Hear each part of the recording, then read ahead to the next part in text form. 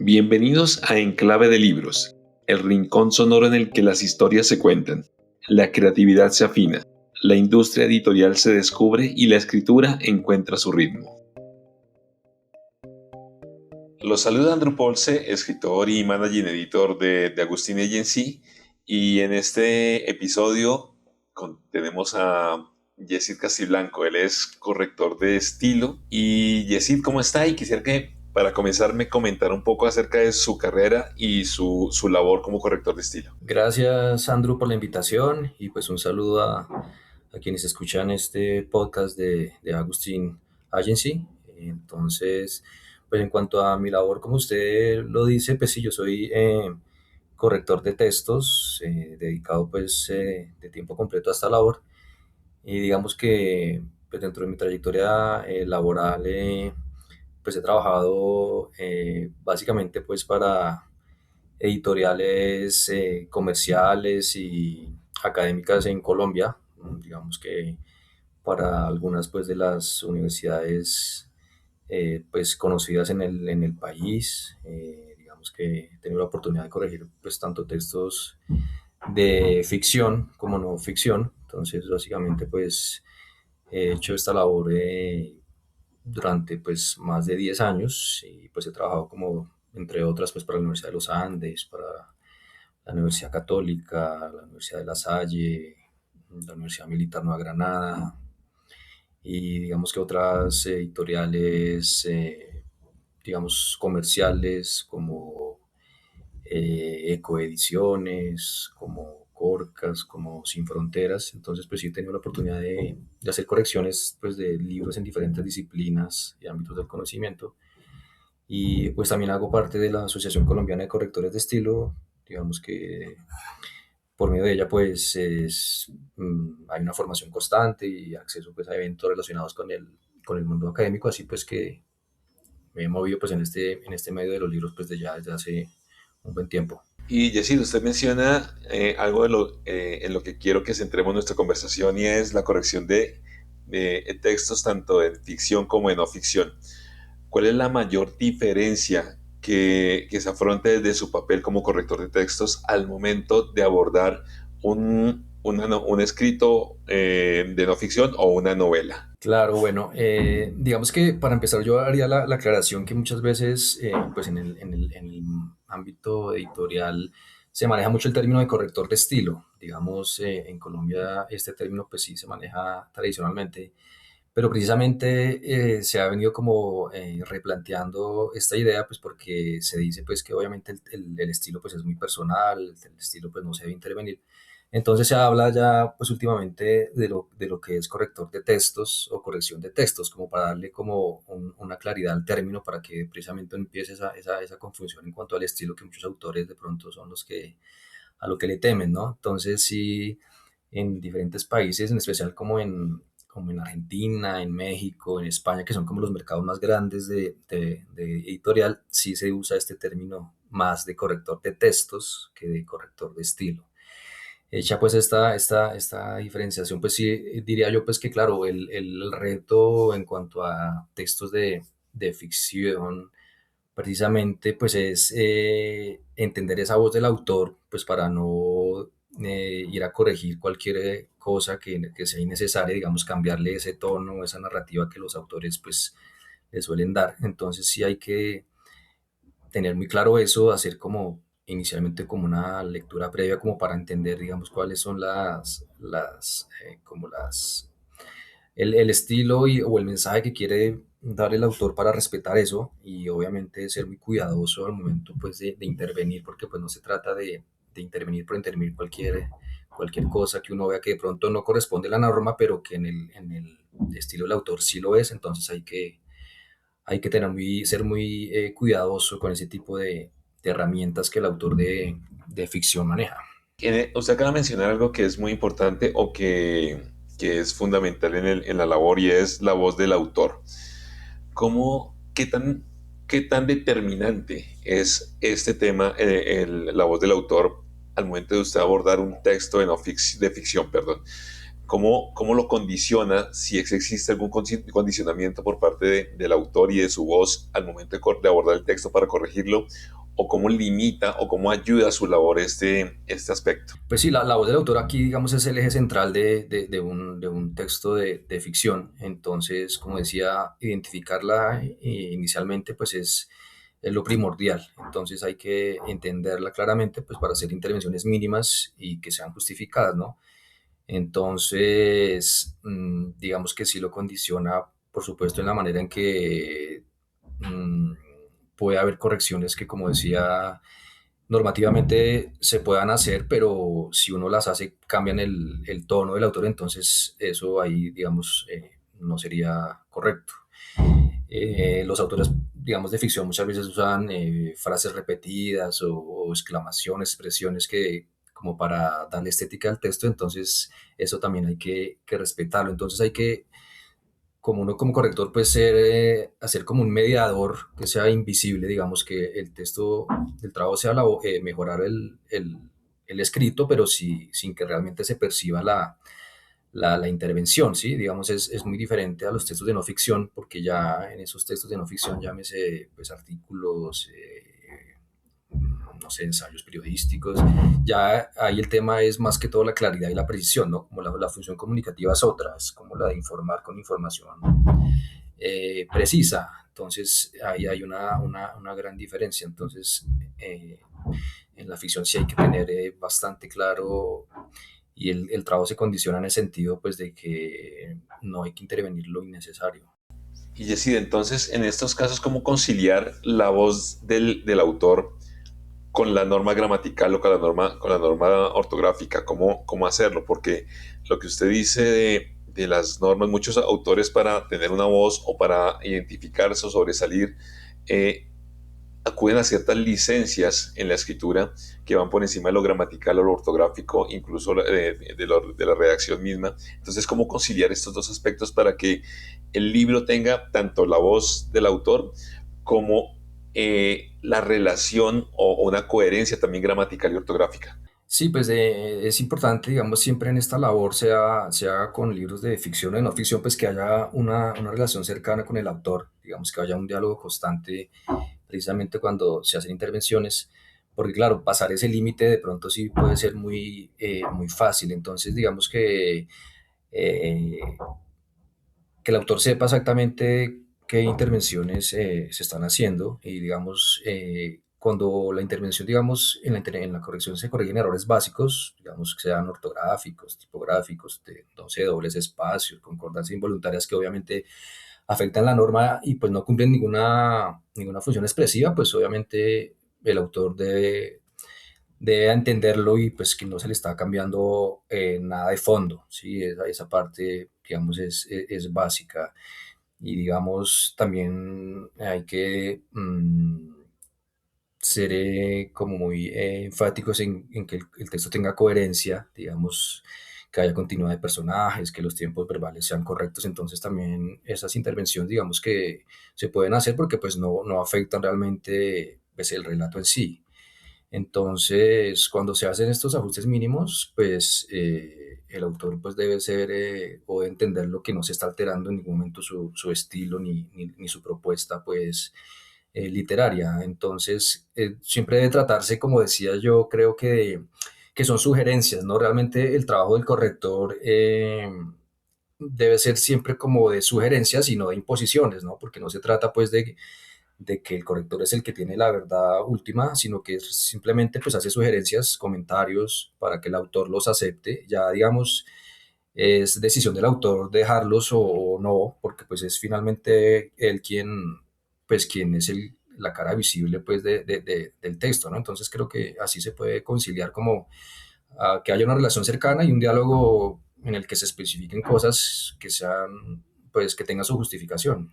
En las obras de no ficción, como ya pasando a esta orilla de la literatura y de las obras en el mercado editorial, ¿qué relevancia adquieren la claridad, la precisión terminológica y la coherencia argumentativa en comparación con el estilo? ¿Cambia? Aquí se puede identificar en las obras de no ficción también una voz de autor. Sí, digamos que claro, todo texto, así sea de no ficción, pues tiene su voz Y digamos que aquí ya la función es más instrumental, ¿no? Es decir, el corredor aquí ya está más como al servicio de que el texto sea comprendido y que el mensaje llegue de la manera más clara al lector, ¿no? Digamos, eso es lo que se cuida en los textos de no ficción, ¿sí? Que haya pues frases bien estructuradas, ideas lógicas, que se eliminen redundancias o conceptos confusos. Entonces aquí ya pues se respeta mucho los conceptos como tal, ¿sí? Que haya definiciones completas, que la terminología pues del libro, sea de la disciplina que sea, sea la correcta, que los términos estén bien empleados, que haya, por supuesto, conectores adecuados que le den mayor claridad y fluidez a un texto. Entonces aquí ya no solo pues se revisa tanto la forma, digámoslo así, sino que también se hace como una lectura crítica del contenido para encontrar inconsistencias, ambigüedades, contradicciones. Entonces esa parte de la no ficción pues sí es muy, muy específica, ¿no? O sea, aquí pues ya no se analiza pues la parte retórica o personal, sino que se ajusta pues lo específico, ¿no? Hay como un mayor margen de intervención del corrector en los textos de no ficción que en la ficción, ¿no? Porque en un texto de no ficción pues incluso en algún momento hay que reformular párrafos completos o cambiar ideas de orden de pronto para que haya claridad, ¿no? Ahí digamos es permitido hacerlo. En cambio, en los de no ficción, pues sí ya el estilo, pues es la huella del autor que hay pues, que tratar de mantener al máximo. Es decir, hay mayor flexibilidad en los autores de ficción o de no ficción al momento de entender o de comprender las correcciones y las sugerencias que usted les hace. Sí, sí, claro que sí, porque por supuesto, pues los autores de ficción suelen ser pues mucho más celosos con su texto, ¿no? De pronto no esperan que de pronto se le hagan muchas intervenciones, entonces son como más cuidadosos con eso, pueden que pregunten más por qué se cambió esto, por qué se incluyó lo otro, entonces sí, con ellos pues hay como como una relación como más cercana. De pronto en la no ficción muchas veces uno corrige, no sé, artículos o, no sé, manuscritos, libros, y tal vez ni siquiera tiene la oportunidad de conocer al autor o de intercambiar un mensaje con él, ¿no? Muchas veces se corrige y se envía así como por temas pues de tiempos de publicación, entonces eh, el autor digamos casi que diría que no interviene mucho porque pues ya lo ve terminado, ¿no? El autor de no ficción ya pues ves el producto final publicado, impreso o digital, entonces casi que no hay esa relación con el corrector. En los de ficción sí, claro, porque es como un trabajo uno a uno, ¿no? Es como más cercano, entonces sí ellos suelen pues a veces preguntar cosas o hacer advertencias de no me toque esto, no me modifique esta parte, cuidado con esto, entonces sí, claro, con los autores de ficción sí hay como esa relación un poco más cercana. Es más fácil para usted como corrector de textos y considerando lo gramatical, la coherencia, la sintaxis, la forma, acercarse para corrección a de un texto de ficción o de no ficción. Cuál es el más amable para usted?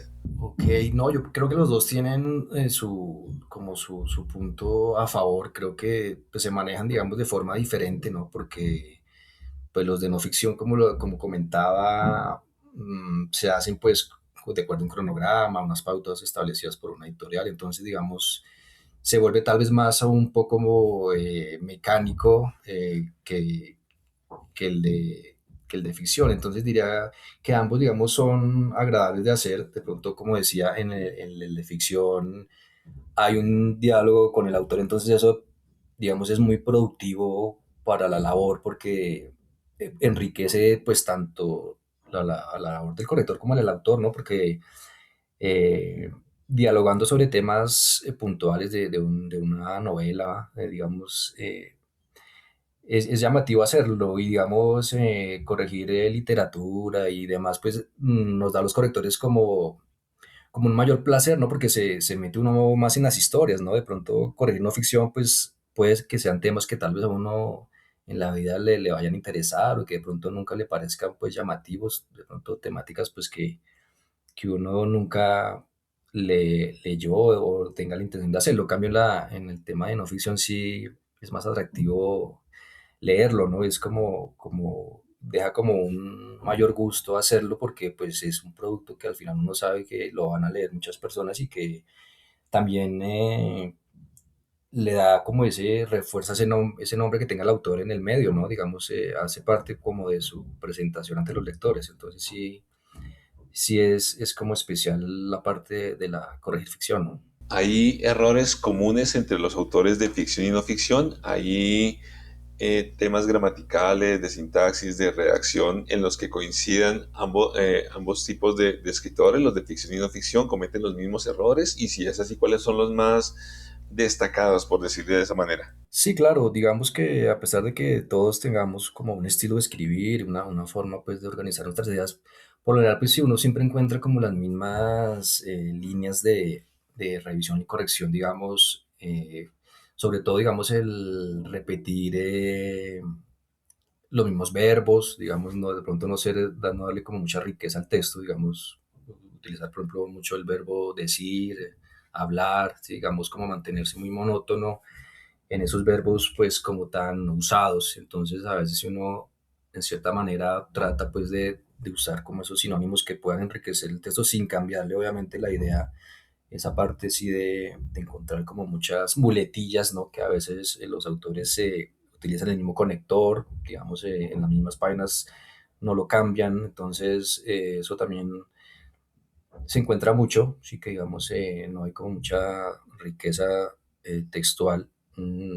Y pues eso diría yo, porque pues más allá de una tilde o no sé, de un doble espacio, de una coma, digamos, eso es algo pues que creo que a todos nos pasa, ¿no? Muchas veces uno duda si aquí va la coma o no va, digamos, eso pues es normal, digamos, ahí el uso de la coma pues tiene muchísimas variantes, entonces esa parte digamos que no es como tan especial acá, pero como dije, los errores tienen que ver más con eso, como con las repeticiones innecesarias, como que no darle mucha riqueza al texto para que sea más fluido. Eso diría que son los errores como frecuentes. Y decir cómo es un día normal de trabajo suyo. Nos decía al comienzo del podcast que usted está dedicado completamente a esta labor. Entonces, ¿cómo es Ujú. cómo es ese día? Cómo es su jornada de vida y laboral de corrector de textos? Claro que sí. Bueno, pues digamos, cuando uno ya tiene, digamos, asignados, por decirlo así, diferentes libros o textos por corregir, digamos que se hace como un cronograma, entonces, por lo general, pues yo trabajo en la mañana, digamos, es muy temprano, tipo 6 7 de la mañana ya empiezo a corregir porque siento que en el día pues me rinde mucho más. Entonces, digamos, puedo corregir, digamos, en la mañana una jornada, digámoslo, de 7 a 12 hago una pausa y retomo en la tarde, digámoslo, de 2 a 6 pues dependiendo el volumen de trabajo que tenga. Entonces, sí, digamos, en el día trato pues como de adelantar lo mayor posible. Otros correctores hacen lo contrario, ¿no? Muchos dicen que en la noche les rinde más, en la madrugada porque nadie los molesta, no escuchan ningún ruido, entonces también es válido, ¿no? Pero en mi caso sí trato pues en el día de correr lo máximo, digamos, revisar pues pendientes, hacer como un cronograma de fechas, de entregas, que hay como más cercano, que me puede dar como mayor flexibilidad para hacerlo en otra jornada. Entonces, así como que siendo como muy organizado es que digamos esta labor se puede desarrollar así de tiempo completo, porque si hay momentos en que puede que haya mucho volumen, otros no, entonces hay que ser como muy organizado para que el tema fluya y digamos no haya confusión con algunos, que no se mezclen pues algunas correcciones que tenga el tiempo, ¿no? Y Jessy, ¿usted corrige desde pantallas del computador o prefiere imprimir y corregir en papel? No, pues básicamente sí todo en digital, ¿no? Porque ya digamos desde hace pues muchos años todo el trabajo pues que le envían a uno o que lo contacta pues siempre se hace en digital, ¿no? Es decir, en papel hace tal vez no sé, más de 6 años que fue la última vez que yo corregí en un impreso, cuando pues todavía las casas editoriales de pronto imprimían alguna revista y pues como para revisar ya temas de imposición de pruebas, que ya pues es como algo muy específico, entonces sí se imprimía pues todas las páginas en color y ya se hacía como una revisión más detallada, como hemos dicho, para que en lo posible no se pasara ni un solo error. Entonces ese ha sido como el único caso que recuerdo pues que se revisaba y se corregía en papel. De resto pues diría yo que no sé, más del 95% más pues esto en digital, ¿no? Porque pues eso es lo que se maneja ahora, entonces pues ya se vuelve uno como, eh, pues digamos que un trabajador de tiempo completo en computador, ¿no? Todo es en pantalla. Y así, finalmente, y agradeciéndole nuevamente su participación en este podcast, eh, ¿qué recomendaciones les da a los escritores, tanto de ficción como de no ficción, para que al momento de presentar su manuscrito la relación con el corrector de texto sea fluida, pero para que también tengan una apertura en cuanto a los conceptos, a los consejos y las recomendaciones que profesionales como usted les pueden entregar? Claro que sí, digamos pues que pues es importante que los autores conozcan un poco pues la labor que hace el corrector, como decía, que no lo vean a uno pues como el que impone cambios o el que decide si va o no, que digamos que no lo ven a uno solo como un revisor técnico o mecánico, pues que pone y quita tildes o agrega o quita comas, ¿sí? Sino que lo ven a uno como más como un lector, ¿no? Como un lector que trabaja al servicio de su texto y que lo puede interpretar. Digamos que de esta manera, pues, los autores pues, pueden disminuir su resistencia a las correcciones, ¿no? Lo pueden ver como ya como un trabajo de apoyo, ¿sí? Como un trabajo de mejora, pues, de su texto. Entonces eso a la larga pues evita muchos malentendidos, ¿no? Entonces, y también es importante pues porque al conocer, digamos, cuál es la labor específica del corrector, pues ellos también protegen su voz, ¿no? Protegen su creación y pueden aceptar pues los ajustes formales, estructurales, pues que como decía son básicos. Entonces es importante, claro, que ellos lo vean como una etapa de fortalecimiento del texto y no como una amenaza a su autoría, ¿no? Que no crean pues que se va a copiar el texto y se va a difundir por otro lado, sí, que digamos uno pues hace un trabajo pues muy detallado y pues que lo que busca es que el texto llegue a su público de la mejor forma, ¿no? Entonces, debe ser un proceso profesional orientado precisamente a eso, a mejorar el texto. Así pues, el proceso pues será más fluido y la relación con el autor será mucho más sana y así pues el autor recibirá un producto de la mejor manera posible y con la calidad que espera. Eso es importante. Yesid, muchísimas gracias por esta conversación, gracias por toda esta claridad que nos ha dado a los escritores, tanto de ficción como de no ficción, y mil gracias por su tiempo. Claro que sí, Andrew, con mucho gusto.